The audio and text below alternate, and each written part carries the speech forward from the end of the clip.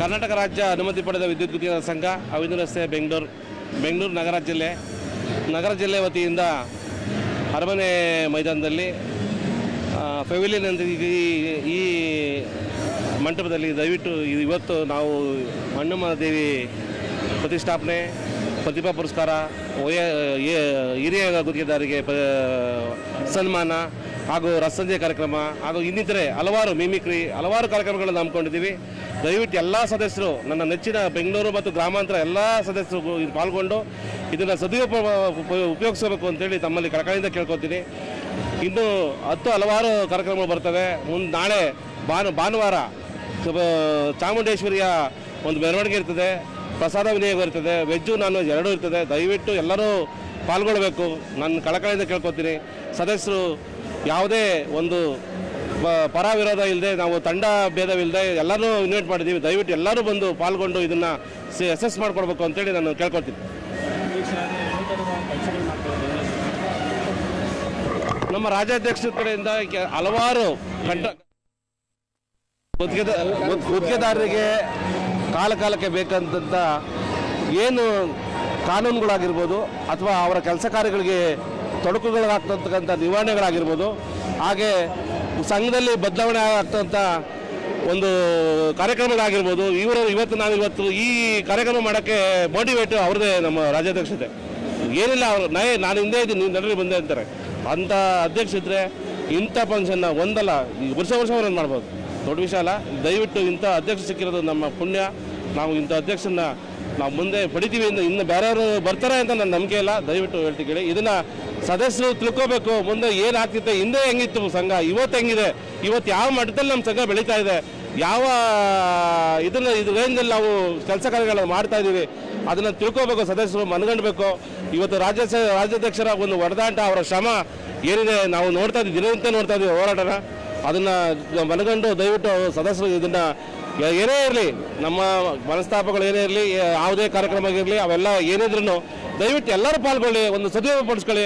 ನಾವೆಲ್ಲ ಒಂದೇ, ನಾವೆಲ್ಲ ಸಂಘರು ಒಂದೇ. ದಯವಿಟ್ಟು ನೀವು ಎಲ್ಲರೂ ಪಾಲ್ಗೊಳ್ಬೇಕು ಅಂತ ನಾನು ಕೇಳ್ಕೊತೀನಿ.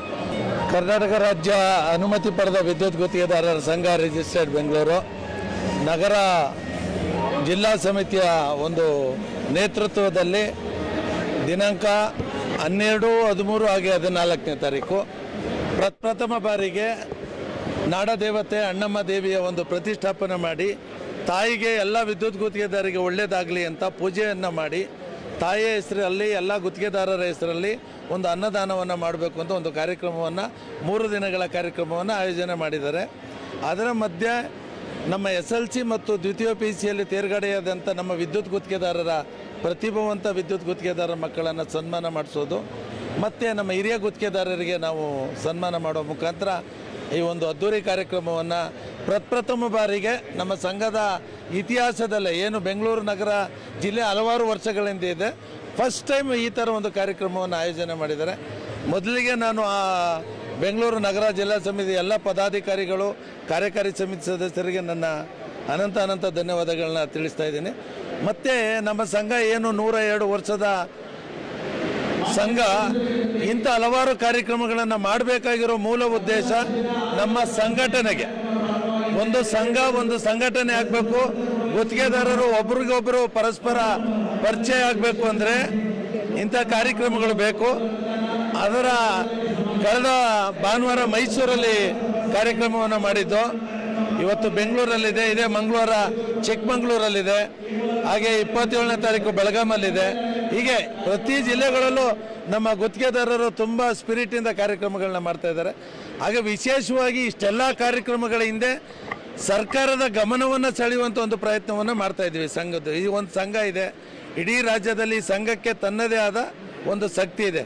40 ಲಕ್ಷಕ್ಕೂ ಅಧಿಕ ಜನ ಈ ವೃತ್ತಿಯನ್ನು ನಂಬಿ ಜೀವನವನ್ನು ಮಾಡ್ತಾ ಇದ್ದೀವಿ. ಅದನ್ನು ಸರ್ಕಾರಕ್ಕೆ ತಿಳಿಸೋದು, ಸರ್ಕಾರದಿಂದ ಏನೇನು ಸವಲತ್ತುಗಳು ಬರಬೇಕು ಸಂಘಕ್ಕೆ ಸದಸ್ಯರಿಗೆ ಅದನ್ನು ಕೊಡಿಸುವಂಥ ಪ್ರಾಮಾಣಿಕ ಪ್ರಯತ್ನವನ್ನು ಈ ಕಾರ್ಯಕ್ರಮದ ಮುಖಾಂತರ ನಾವು ಮಾಡ್ತಾ ಇದ್ದೀವಿ ಅಂತ ಹೇಳೋಕ್ಕೆ ಇಷ್ಟಪಡ್ತೀನಿ ಸರ್.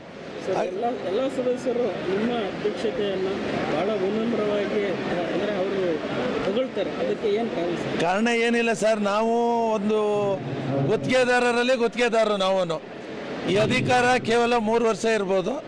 ನಾವಿರುವಂಥ ಅವಧಿಯಲ್ಲಿ ಪ್ರಾಮಾಣಿಕವಾಗಿ ಗುತ್ತಿಗೆದಾರರಿಗೆ ಹಾಗೂ ನಮ್ಮ ಗ್ರಾಹಕರಿಗೆ, ವಿಶೇಷವಾಗಿ ನಾವು ಗ್ರಾಹಕರಿಗೆ ಏನು ಇವತ್ತು ಅನಾನುಕೂಲಗಳಾಗಿದೆ. ನಮ್ಮ ತಂಡ ಬಂದ ತಕ್ಷಣ ನಿಮಗೆ ಗೊತ್ತಿರ್ಬೋದು, 4.5 ವರ್ಷ ಹಲವಾರು ಕಟ್ಟಡಗಳಿಗೆ ವಿದ್ಯುತ್ ಸಂಪರ್ಕ ಇರಲಿಲ್ಲ. ವಾಸ ದೃಢೀಕರಣ ಪತ್ರ ಬೇಕು ಅಂತ ಹಿಂದೆ ಇದ್ದಂಥ ಸರ್ಕಾರವನ್ನು ನಾವು ಅಪ್ರೋಚ್ ಮಾಡಿ ಒಂದು ದೊಡ್ಡ ಮಟ್ಟದ ಕಾರ್ಯಕ್ರಮವನ್ನು ಮಾಡಿ ವಾಸ ದೃಢೀಕರಣ ಪತ್ರವನ್ನು ರದ್ದು ಮಾಡಿಸಿದಂಥ ಸಂಘ ಇದು ನಮ್ಮ KSLC. ಹಾಗೆ ಇನ್ನೊಂದು ವಿಶೇಷ ಹೇಳೋಕ್ಕೆ ಇಷ್ಟಪಡ್ತೀನಿ. ಇತ್ತೀಚೆಗೆ 2023ರಲ್ಲಿ ಸೆಂಟ್ರಲ್ ಗೌರ್ಮೆಂಟ್ ಒಂದು ಆದೇಶವನ್ನು ಮಾಡಿದೆ.